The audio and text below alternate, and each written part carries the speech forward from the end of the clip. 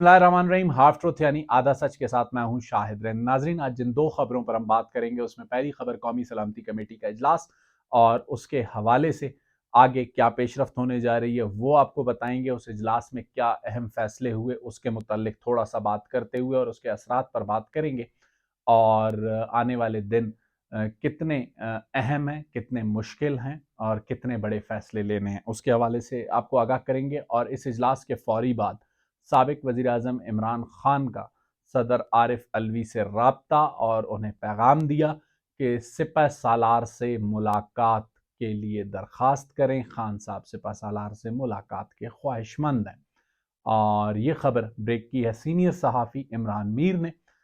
तो इमरान मीर साहब की ट्वीट और ख़बर के बाद जब हमने अपने ज़राए को खंगाला और मालूमात हासिल करने की कोशिश की तो ज़राए ने हमें ये क्या बताया वो आपको थोड़ी देर में बताते हैं। सबसे पहले बात करते हैं नेशनल सिक्योरिटी कमेटी के इजलास की। नेशनल सिक्योरिटी कमेटी का ये इजलास बिलखुसूस इसलिए अहमियत का हामिल था कि 2 रोज़ा कोर कमांडर्स कॉन्फ्रेंस की जो मीटिंग्स थी, जिनमें 2 रोज़ तक कोर कमांडर्स अपने सिपह सालार के साथ बैठे रहे और उन्होंने मुल्क की जो ओवरऑल सूरत हाल है इंटरनल और एक्सटर्नल सिक्योरिटी की और मुल्क की ओवरऑल जो सूरत हाल है उस पर एक सेर हासिल बहस की। और उसके बाद उसके फौरी ही बाद तकरीबन 1 रोज़ के वक्फे से ही नेशनल सिक्योरिटी कमेटी का एक इजलास जुमे के रोज़ हुआ और दूसरा इजलास फिर पीर के रोज़ हुआ। 2 रोज़ तकरीबन नेशनल सिक्योरिटी कमेटी भी सर जोड़ कर बैठी रही।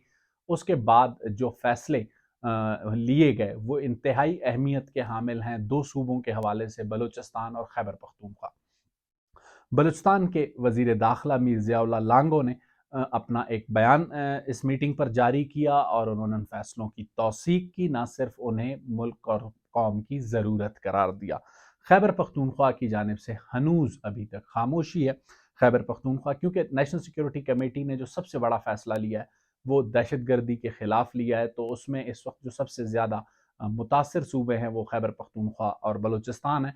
पंजाब सिंध के हवाले से भी तकरीबन जो बातचीत वहाँ पर मईशत के हवाले से हुई है उसमें उनका भी मामला ज़ेर गौर आया और पंजाब या सिंध में जो दहशत गर्दी के चैलेंजेस हैं उन पर भी बात हुई। लेकिन और ख़ासकर तहरीक तालिबान पाकिस्तान की जानिब से सीज़ फायर को ख़त्म करने के ऐलान के बाद जिस तरह से हमलों का आगाज़ हुआ या फिर बलूचिस्तान में जो कार्रवाइयाँ हुई, तो उसके बाद ये फ़ैसला किया गया कि अब इस सारी सूरत हाल से कैसे निमटना है। इसके लिए पहले कोर कमांडर सर जोड़ कर बैठे और फिर उसके बाद नेशनल सिक्योरिटी कमेटी की मीटिंग हुई।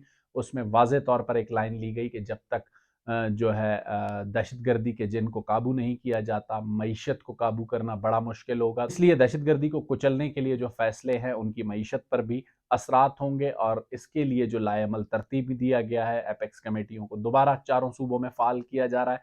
बज़ाहिर अभी तक इस मामले पर पंजाब और खैबर पख्तूनख्वा की सूबाई हुकूमतें खामोश हैं, लेकिन जब एपेक्स कमेटियां बहाल होंगी तो फिर चौधरी परवेज़ इलाही भी रियासत की तरफ देखेंगे, इत्तेहादियों की तरफ नहीं देखेंगे। और ऐसी ही कुछ सूरत हाल खैबर पख्तूनख्वा में भी मुमकिन है, जहां वज़ीर आला को रियासत की तरफ देखना होगा बजाय इसके कि वो अपने लीडर की तरफ देखें। इस इजलास के फौरी बाद साबिक वज़ीर आज़म इमरान खान ने सदर आरिफ अलवी को एक बार फिर राब्ता किया। खबर इमरान मीर साहब ने ब्रेक की है, जैसा मैंने आपको पहले बताया। तो सदर आरिफ अलवी से उन्होंने ये दरख्वास्त की कि आर्मी चीफ को एक बार फिर दरख्वास्त करें मुलाकात के लिए। खान साहब मिलना चाहते हैं, खान साहब जो है ताल्लुकात को बेहतर करना चाहते हैं।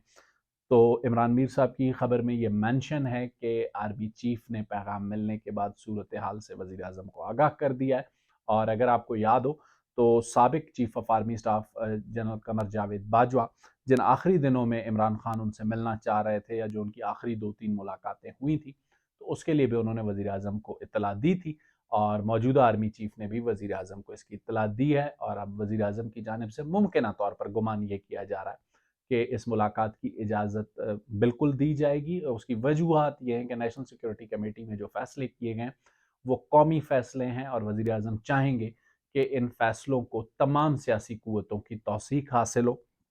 तो इसलिए मुमकिन तौर पर यह गुमान मौजूद है कि खान साहब को जो मुलाकात की ख्वाहिश है इस बार पूरी हो सकती है। इम्कानात इस बात के मौजूद हैं, लेकिन जब इमरान मीर साहब की खबर के बाद हमने अपने ज़राए को खंगाला और उनसे मालूमात हासिल की तो मालूमात इंतहाई दिलचस्प थी।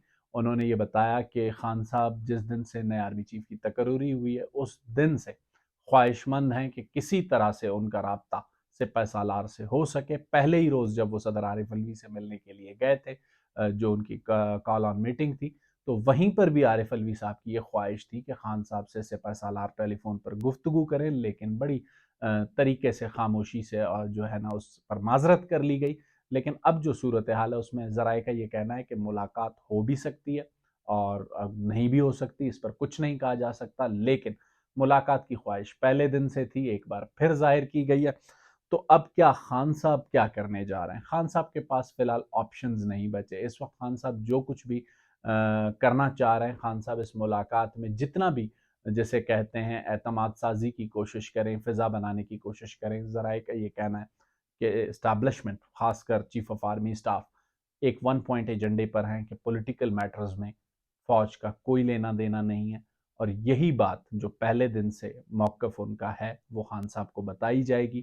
خان صاحب کو ضرور یہ کہا جائے گا کہ اگر آپ چاہتے ہیں کہ آپ کوئی کردار ادا کریں تو پارلیمان میں واپس جائیں اور وہاں اپنا کردار ادا کریں، وقت پر انتخابات کا انتظار کریں، انتخابات میں جو بھی عوام کا فیصلہ ہو پاکستان کی فوج اسے تسلیم کرے گی۔ تو خان صاحب کو ایک بار پھر وہی شعر سنایا جائے گا، مجھ سے پہلی سی محبت میرے محبوب نہ مانگ۔ تو خان صاحب کو کوئی خاص بڑی پیش رفت یہاں سے نہیں مل سکتی، لیکن ایک بار پھر انہیں مشورہ دیا جائے گا کہ وہ دوبارہ اسمبلیوں کا رخ کریں اور جلسے جلوس کرتے رہیں، کوئی مسئلہ نہیں ہے، لیکن اکانومی کو چلنے دیں، ملک کو چلنے دیں، اور دہشت گردی کے جن کو قابو کرنے کے لیے جو نیشنل سیکیورٹی کمیٹی کے فیصلے ہیں اس کی متفقہ توثیق جو ہے وہ قوم اور ملک کے مفاد میں، یہ خان صاحب کو پیغام دیے جانے کا امکان ہے۔ جب یہ پیغام دیا جائے گا تو نیشنل سیکیورٹی کمیٹی کی میٹنگ کے بعد آج تحریک طالبان پاکستان نے ایک خط جاری کیا ہے، اور اس خط میں پاکستان مسلم لیگ نون اور پاکستان پیپلز پارٹی پر ایک طرح سے حملوں کا اعلان کیا گیا ہے، انہیں نشانہ بنانے کی بات کی گئی ہے۔ مذہبی جماعتوں کو اس میں ہلکا سا استثناء دیا گیا ہے، اور پاکستان تحریک انصاف کا کہیں کوئی ذکر نہیں کیا گیا۔ تو دیکھنا یہ ہے کہ آنے والے دنوں میں خان صاحب کی ملاقات کیسی رہتی ہے، نیشنل سیکیورٹی کمیٹی کی میٹنگ کے بعد اپیکس کمیٹیوں میں کیا فیصلے ہوتے ہیں، اور دہشت گردی کا جو جن ہے جسے پاکستان نے ایک بہت بھرپور جنگ لڑ کر قابو کیا تھا، کچھ عرصے کے بعد اس نے پھر سر اٹھایا، اور اس کے لیے جو بھی تینوں مسلح افواج کے سربراہان وہاں موجود تھے، ایئر فورس، نیوی، آرمی، اور انہوں نے نیشنل سیکیورٹی کمیٹی کو سچویشن پر بریفنگ بھی دے دی ہے اور اپنی تیاریوں سے بھی آگاہ کر دیا ہے۔ اب ان تیاریوں اور ان کارروائیوں کو جس پولیٹیکل اونرشپ کی ضرورت ہے وہ لینی ہوگی سیاسی لوگوں کو۔ دیکھتے ہیں کہ یہ پولیٹیکل اونرشپ کون کون سی جماعتیں لینے کو تیار ہوتی ہیں۔ ماضی میں اس حوالے سے پاکستان پیپلز پارٹی اور عوامی نیشنل پارٹی نے ایک پولیٹیکل اونرشپ لی ان چیزوں کی، کسی اور سیاسی جماعت نے اتنی نہیں لی۔ اس بار دیکھتے ہیں کہ شہباز شریف کی سربراہی میں پاکستان مسلم لیگ نون کیا کرتی ہے، مولانا فضل الرحمان کی جماعت JUI جماعت اسلامی کیا کرتی ہے، اور عمران خان کی جماعت پاکستان تحریک انصاف جس کا ذکر ہی TTP کے خط میں نہیں ہے وہ کیا کرتی ہے۔ اگلے ویلاگ تک مجھے شاہد رضا کو اجازت دیجیے، اللہ حافظ۔